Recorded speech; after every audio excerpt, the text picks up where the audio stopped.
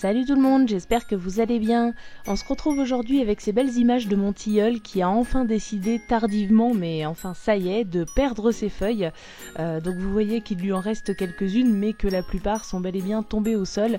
Et ça représente vraiment énormément de biomasse sur un arbre aussi âgé, toutes ces feuilles mortes. Donc ça serait vraiment dommage de se contenter de les brûler, alors qu'en fait c'est une matière organique qui fait partie de ce que j'appelle l'or brun du jardinier, c'est-à-dire des matières qui sont faciles à récupérer en grosse quantité et qui vont vraiment représenter un énorme avantage pour notre potager.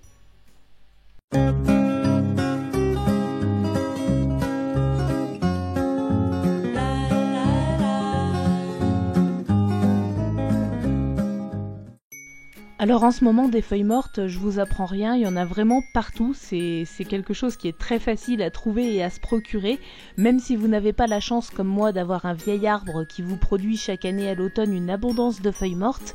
Vous pouvez toujours aller en demander à vos voisins, puisque la plupart des gens considèrent les feuilles mortes comme un déchet dont il faut se débarrasser, même si on verra que pour nous c'est une ressource au contraire particulièrement précieuse. Vous pouvez également vous adresser à votre commune ou encore à votre déchetterie.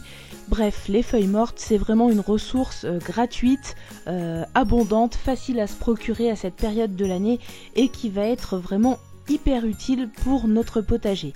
Donc pour ma part, grâce à ce très vieux tilleul, j'ai la chance de n'avoir rien d'autre à faire pour me procurer des feuilles mortes que de passer un petit coup de râteau régulièrement au pied de l'arbre et de remplir des sacs. Alors bon, comme vous le voyez, c'est pas hyper pratique. Et effectivement, l'achat d'une brouette, ce serait quand même pas du luxe, parce que bon, c'est bien gentil de jardiner avec le moins d'outils possible, mais quand même, il y en a certains qui me seraient bien utiles de temps en temps, je dois le reconnaître. En tout cas, je ramasse toutes ces feuilles mortes, je les mets dans des grands sacs, comme vous le voyez à l'image, et ensuite j'emmène tout ça dans mon potager. Alors pour moi, les feuilles mortes, c'est vraiment une matière organique à cette saison qui présente de très nombreux avantages. Donc le premier, on en a parlé tout à l'heure, c'est que c'est une ressource complètement gratuite, abondante et que l'on peut se procurer localement, soit directement sur notre terrain pour ceux qui ont la chance d'avoir des arbres ou des arbustes, soit dans le voisinage, la commune, etc.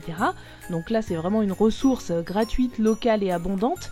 En plus de ça, on va venir reproduire un phénomène complètement naturel, c'est-à-dire que dans la nature, c'est exactement ce qui se passe. Les arbres à l'automne vont perdre leurs feuilles, les feuilles mortes vont venir former un épais tapis sur le sol et ainsi le protéger des intempéries de l'hiver, donc le gel, la pluie, le vent, etc. Donc en mettant des feuilles mortes dans nos planches de culture au potager ou sur nos buts, selon la méthode de culture que vous avez choisie, on vient reproduire un cycle qui est complètement naturel. Voilà, tout simplement.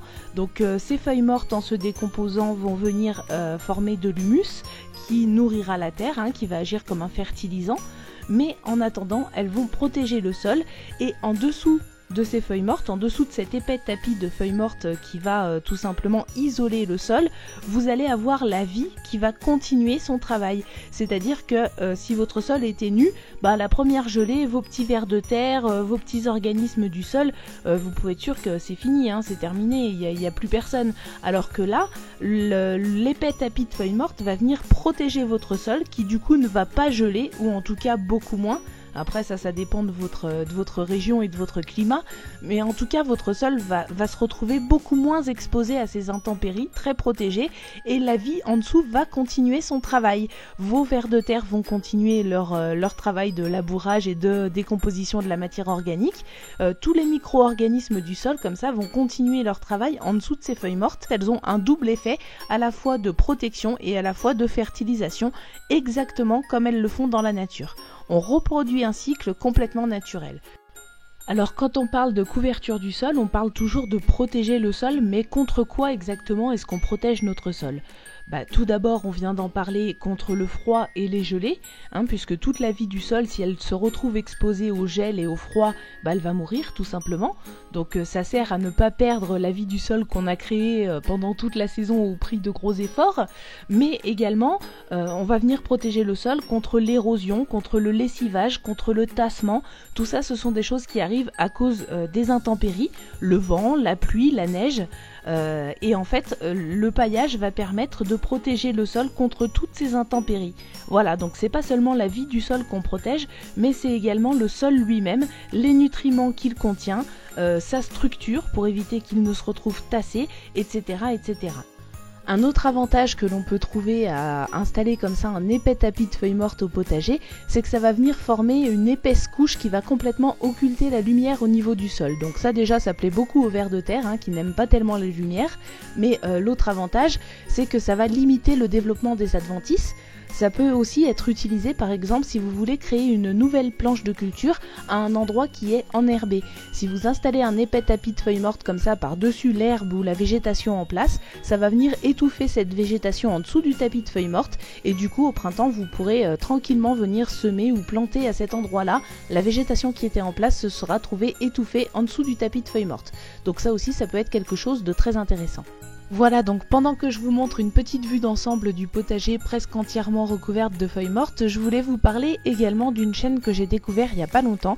Il s'agit de la chaîne d'un abonné qui a lui aussi quelques vidéos à son actif, pas encore beaucoup puisqu'il s'est lancé assez récemment.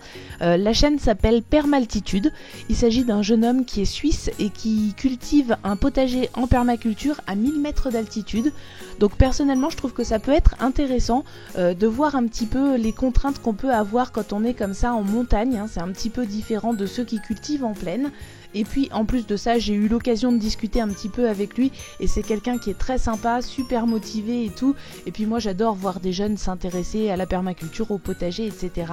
Donc je vous invite vivement à aller faire un petit tour sur sa chaîne. Je vous rappelle également que notre concours de fin d'année est toujours en route, donc en partenariat avec les chaînes Jaco et Lily et Le Petit Potager de Béa.